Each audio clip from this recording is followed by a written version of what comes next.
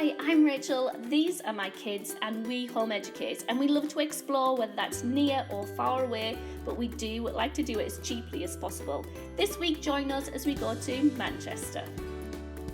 Everyone knows if you take your own food you're going to save money, so I like to think about the weather and how long we're going to be out. We're going to be out for 10 hours, it's going to be wet, so I'm taking one hot meal and one cold meal and then 2 snacks. We get our food from some different places. For example, these jam portions were from an Overstock website where they would have gone to waste, so we got those, and some of the treats that we take are from there as well. Don't forget yourself, I sometimes do. Definitely don't do that when you're out for a long day. And now it's time to pack up and get on the bus to the train station. Doors opening. I know around the corner is a fish tank, so I plan that into my timing anytime we go to the train station.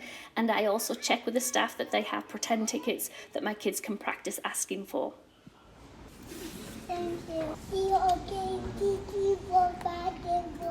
Each kid has a backpack full of the activities that they've chosen for the train, and once we're there we just hop straight onto a tram because some locals had given me a suggestion of a great outdoor place called Heaton Park.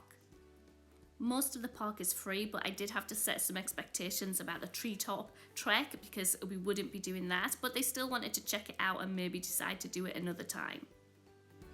Amelia, what do you think it is? Rhino. Rhinos? Cattle.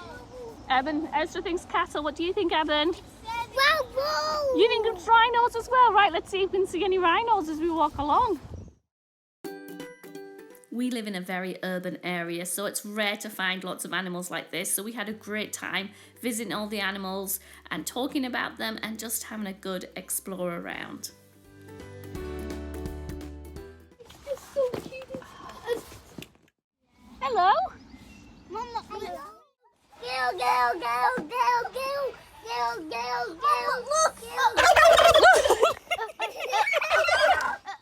We're out in the park now, in the play area, and it is very, very wet.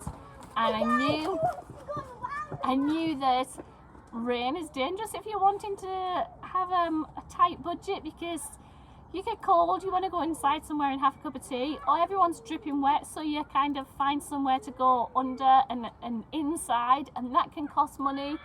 And for me, the day, like, we can build up a big chunk of the day or take up a big chunk of the day when we're outside in the woodland and the park, and it means that when we go to the art gallery later they're going to be more content to quietly peruse things.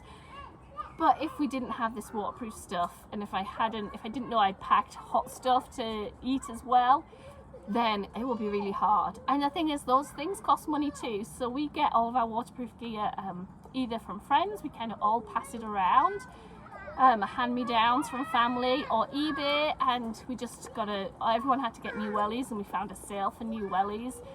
So we kind of geared it up so that they can stay dry, and then when we get on the tram on the way back, we'll take off all the waterproof stuff, pack it away, and then we can do inside things then and kind of calm the evening down.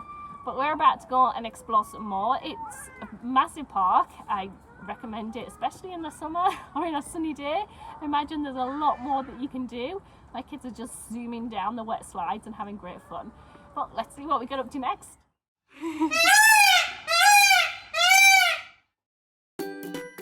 As we were walking back, we discovered an even better playground, and then there's a reservoir to walk around as well.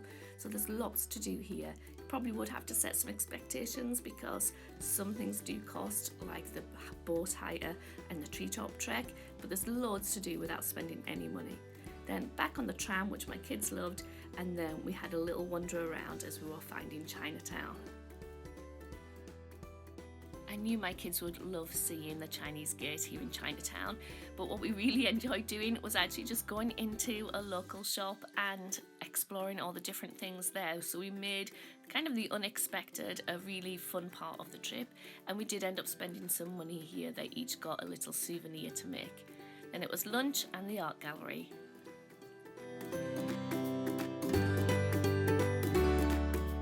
The art gallery was okay. There wasn't as many interactive activities as I'd been led to believe from looking at their website, but it was warm and dry and free, and there was a lot of things that could spark some activities when we got home. I wish I'd taken a scavenger hunt or something like that, or been a little bit more prepared about the artists that were there, but lots to look at, some great conversations about nudity, so it was fine in the end.